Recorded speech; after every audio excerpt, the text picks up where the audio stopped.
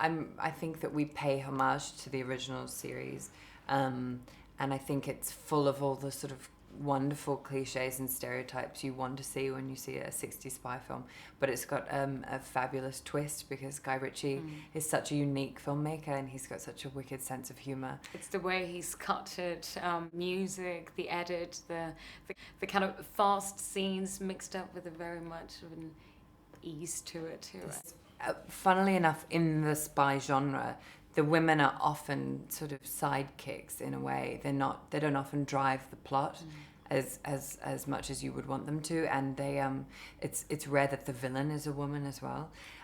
So I think that's the fact that they were really strong and sort of a bit morally ambiguous, but feisty, and they have very strong intentions, was what drew us to the project. The film showcases the 1960s fashion. Did you enjoy dressing up the 1960s style? I think we did.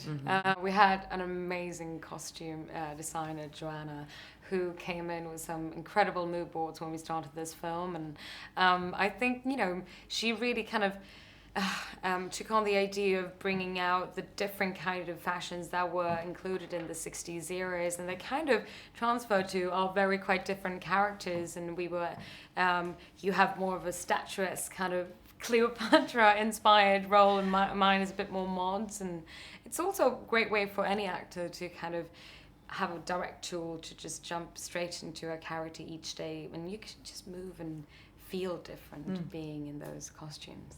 You have to put an accent for your roles. Was it difficult for you, and what preparations did you have to do to live up to the character that you were playing? It's a lot more work. But we had a wonderful dialect coach who worked with all of us, because actually all four of us are doing an accent different to our own.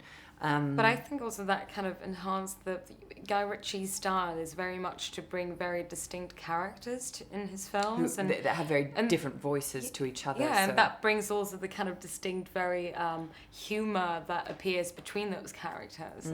And I think with those dialects and the accents, that really made us find a very strong own persona.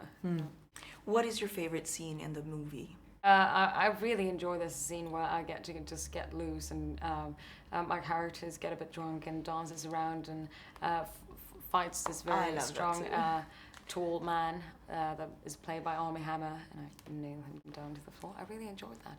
I think I have to say I enjoyed all of my torturing scenes.